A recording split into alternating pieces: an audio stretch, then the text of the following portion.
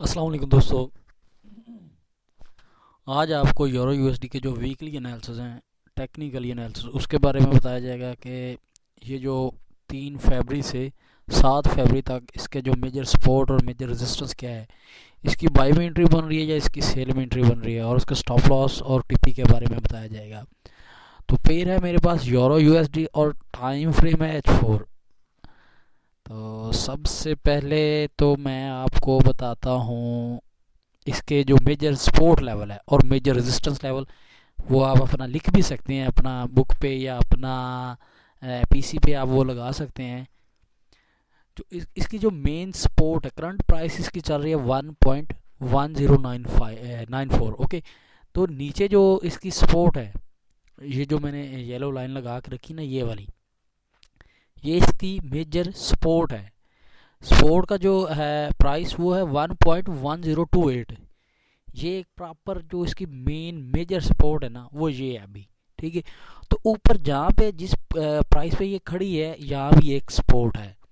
उसके अलावा जो एक रेजिस्टेंस है इसका, ये जो मैंने ग्रीन लाइन लगा के रखी है, ये इसकी जो प्राइस है वो है 1.1170 या 72 लगा सकते हैं। वैसे ये 72 पर मैंने लगाई हुई है।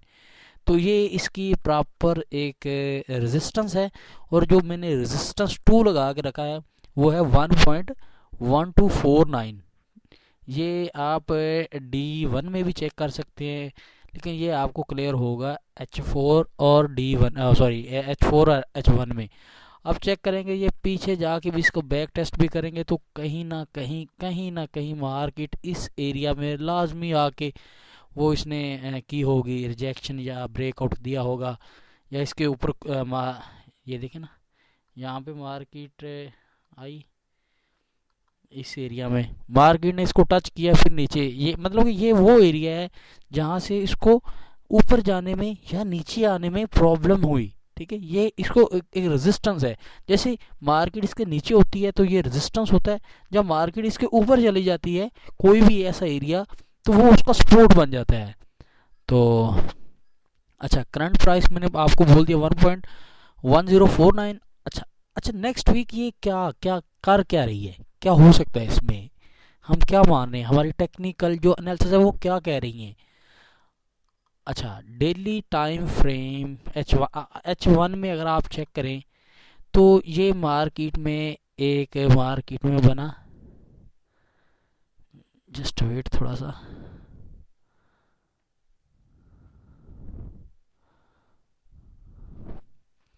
यहाँ से यहाँ मार्केट ने ये ट्रेंड लाइन मैंने लगा के रखी है 1 2। ये मार्केट इस एरिया को एक बार यहाँ से, फिर यहाँ से इसी एरिया को टेस्ट करके या टच करके मार्केट ऊपर गई।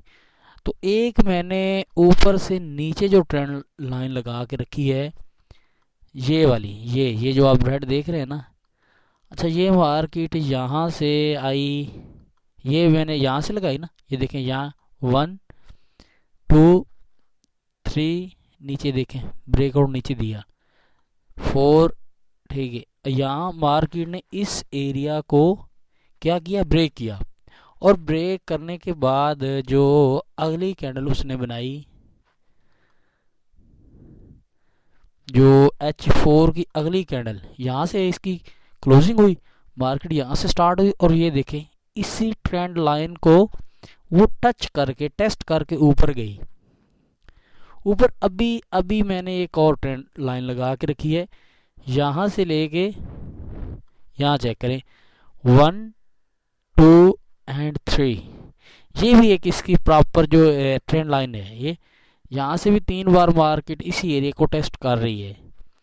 तो मैं क्या मान रहा हूँ, या क्या हमारी टेक्निकली जो एनालिसिस है वो क्या बता रही है, कि मार्केट इस ट्रेंड लाइन को, एक एक तो ये ट्रेंड लाइन है जो मार्केट को नीचे, यहाँ से नीचे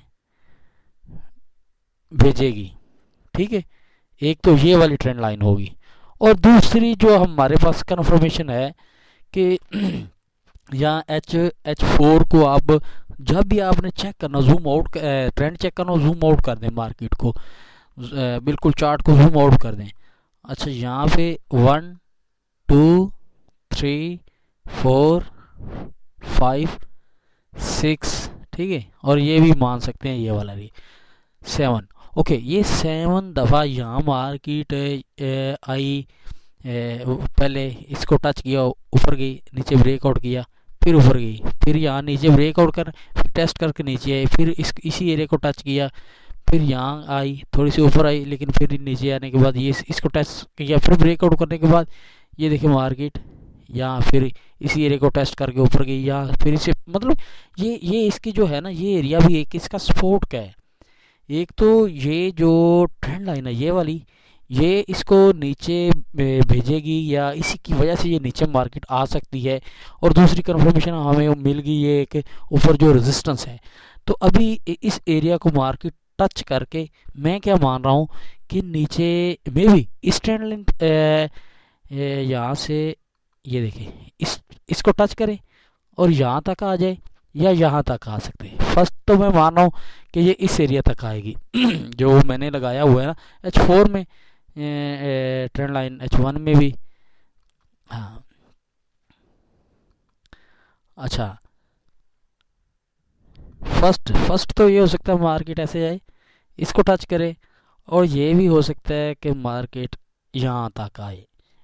अगर इस एरिया में हमें ये दो मैंने जो नीचे लगाई हैं मार्केट के यहाँ से यहाँ तक हो सकता है, तो हमें इस एरिया में मार्केट जब आएगी उसके बाद हमारी एंट्री, हमने रेडी होना है, एंट्री नहीं लेनी।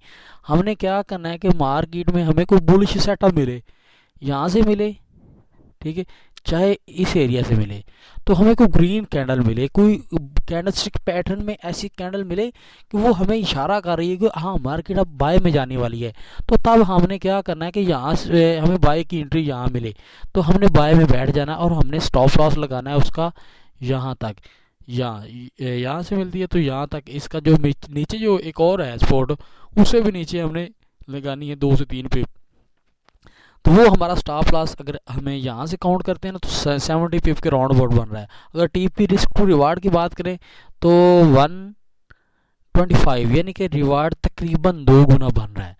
तो मेरा जो सिस्टम है यही, इस तरह से मैं अपना ट्रेड प्लान करता हूँ। और एक बात ये है कि ये वीडियो कोई इन्वेस्टमेंट एडवाइस नहीं है।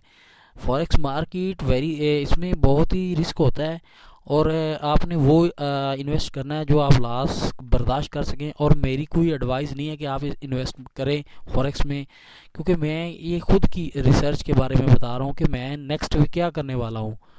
तो बाकी इसका जो मेजर बन रही है, बाय की एंट्री बन रही है, तो वो मैंने आपको लेवल बता दिया कि कहाँ से। बाकी ये चलती ट्रेन है, अभी ये अभी मार्केट ऊपर गई, यहाँ से हम नहीं बाय करना, क्योंकि यहाँ से बाय करेंगे तो फिर यार जैसे ये नीचे आएगी तो वो बंदा परेशान हो जाता है। और मनी मैनेजमेंट को फॉलो करें, इंशाल्लाह ताला आप फॉरेक्स से अर्न कर सकते हैं। सीखने के बाद सीखें, प्रॉपरली सीखें, तो उसके बाद ही अर्निंग शुरू होगी। तो उम्मीद है आपको इस वीडियो से कुछ ना कुछ ज़रूर सीखने को मिला होगा। तो मिलते हैं किसी अगली वीडियो में, तब तक के लिए अल्लाह हाफिज़।